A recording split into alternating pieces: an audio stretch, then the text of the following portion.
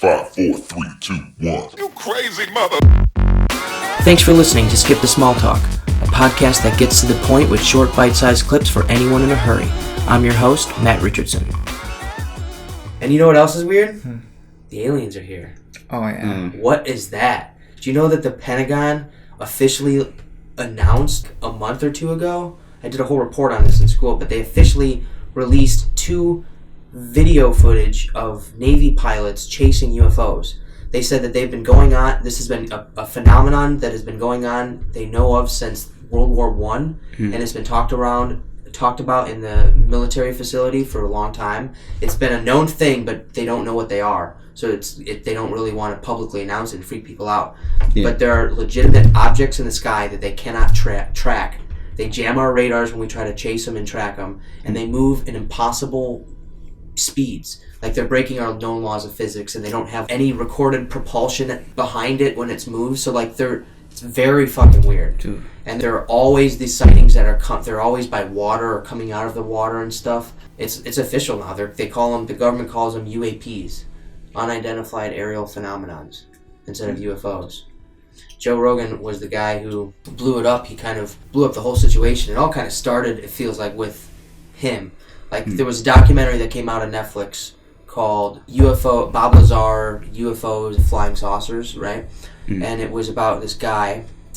Excuse my long talk here, but... No, yeah, I fucking love aliens. Yeah, me too. It's fascinating. It was about this guy named Bob Lazar who came out in the 70s. He was a nuclear engineer, and he worked at Area 51, a place at Area 51, a site called S04. Yeah. And supposedly he was hired by the government to reverse engineer recovered alien technology. And he came out on the news in the 70s. There's like footage clips of him talking about like how he worked with these things, and he was working on these crafts and yada yada yada. He's the reason why the public knew about Area 51 and why there's such conspiracies around it. Bob Lazar is the reason why. So he also, all these things that he was saying turned out to be true. He took groups of people to see where they were testing these things at night. So like he had friends and a bunch of eyewitnesses that he showed these things to. He talked about this known element that they were working on called element 115 that he described as like had these anti-gravity properties and stuff. It was an unknown element, which now years later, it was an unknown element, and years later these Russian scientists discovered it, but we still don't know anything about it. It's like hard to create. It's still unknown, like, but we know that it's on the periodic table now. Yeah. So there's a lot of things that he was proving right that came out to be true, and then that led Joe Rogan, had him on the podcast and interviewed him for 3 hours on an extent. So cool. You gotta listen to it if you're interested. Yeah. It's a really interesting podcast where he talks about it and stuff, and he goes into depth about how he was told that they were recovered from ancient sites, so and like burial sites and stuff, and so possibly like older than what we thought.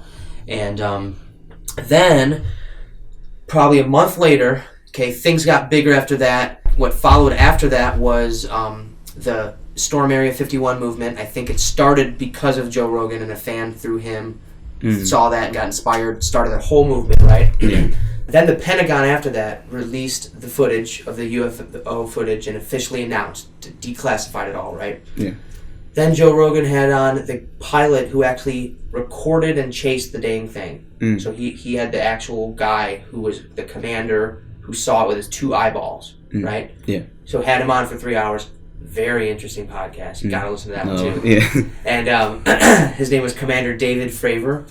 And basically, dude, the stories are just that they come out of the water and they move really, really fast, and it's just weird, man. It's just the whole concept of them is freaky. It is. They've been watching us and observing us, and they don't know why. They like come down and observe us, and then they shoot back up into the atmosphere, or they dive down into water and move at like impossible clicks underneath the water, faster than any submarine known. Like there's something there that it's just weird, man. It's eerie shit. Eerie shit. It feels like we're living in a simulation or something. Like, who would have thought UFOs are real? Like, it just doesn't even feel like, even if they're not real, it could be another government, right? It could be some other person's technology or whatever, but it's freaky. Yeah. It's freaky shit. He described it as a smooth, white, cylinder, tic-tac shaped object, seamless. And it was right above the water, just hovering. He was flying past, and they're trained to actually see observe and see stuff if they're flying over the waters, right? Yeah. And he saw something breaking the surface of the water, and it was the shape of like a cross. And to him, he said it looked like something was at the surface of the water, but not aroused, right? So it was like the waves were hitting it a certain way. And he said right above the water there was that giant Tic Tac object. And he said he circled back around because it was floating right above the water, and then this other object underneath the water went down, and this object started running and he was chasing it, and he couldn't track it. It's crazy. It's a weird story. He's got a weird story to tell, but just makes you think, man. You know, you never know. Dude, I believe. Yeah. There's no way like there's not something out like that. We're it, you know. Yeah, I agree. Because like I mean, let's put it simple. Like humans are really stubborn, so we're stuck in the ways, you know. And we just keep going with this heating of the earth. Yeah, it is weird because like I do think that we're probably not the only ones out there, but I think the odds of other life coming and caring about us or visiting us, I think, is also slim because of how large the universe is. Yeah. I think it almost makes more sense that it could be future us or past us. Whether we got to a point of technology before to where we were creating those things, and maybe we started exploring the galaxy a long time ago, and that's us again, like, or maybe us from the future, observing our past, like time traveling tourists in a sense, you know. Or I had a really crazy idea, man. Listen to this shit. All right, yeah. So there is a very rare thing that we now know exists, are these gigantic mega squid at the bottom of the deep depths of the ocean, right? Dope. And they're extremely hard to get on tape because we got barely any cameras down there, let alone the density, the darkness, and how hard it is to just, what are the odds of one coming across in the vastness of the ocean across a camera, right? It's really high pressure the farther down exactly. you go. We can't We even... barely got the technology to go down there, right? So it's like, we know that octopus are probably the most intelligent creatures on the planet. They display characteristics unlike any other creature. They can do camouflage. I don't know if you've seen an octopus with its camouflage skills, but it could change its texture and color instantly. So it's got like it could open jars. It could solve mazes and stuff like that and puzzles. It could do really crazy things when it comes to like just its problem solving skills. Like there's a guy who had a pet octopus and he had a fish in another tank, right? And all his fish kept dying in another tank. He didn't know why. He's like, what are these fish? How are these fish dying? He set up a camera. His octopus at night was hopping tanks, killing the fish in one tank for food and getting back in its tank. And then it's crazy shit, right? So who's to say, right? So what if this whole time, what if the aliens come from below? And what if these things that are at the surface, these seamless things that move just as fast and just underwater, they're not they move like they would in space as they would in water, right? They're seamless. Maybe they're like giant fish tanks. Maybe it's just another creature on this planet that has evolved underneath us.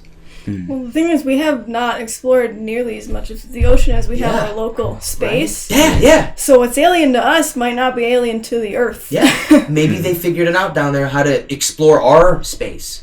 Because this is just as alien to them as us going down to them. Right. And we need just as much crazy technology to reach down those depths, let alone see down there. So maybe that's them coming to visit us up at our surface, right? And observing us. How weird would that fucking be? Crazy. Right? We measure the octopus's intelligence based on our human metrics, but we don't know what their metrics are for intelligence. No. And there's tons of different breeds of them and different kinds. We don't know anything. And there could just be cities of different intelligent lives down there that don't need, they're born into the pressure. They're born into surviving down there. Like coming up here would be death for them, just as it is for us, you know, and just as foreign of a thought. So you never really know, you know, and these alien shit, I would believe in that more than I would believe it's some other people from a far galaxy saying what's up. Like that that makes less sense to me than it could be something just that has evolved, that is observing us, like from underneath. So crazy thought I had. Tangent. You got evidence. See, that's why I need an animator. Yeah. Because I can't. It's hard to just make that into something. To make that shit look good. Right? That's fire. I got a lot of ideas that I need animated. Yeah. Thanks for listening to Skip the Small Talk podcast. If you like the video, smash that like and subscribe button to help the page grow. Thanks, everyone. Until next time.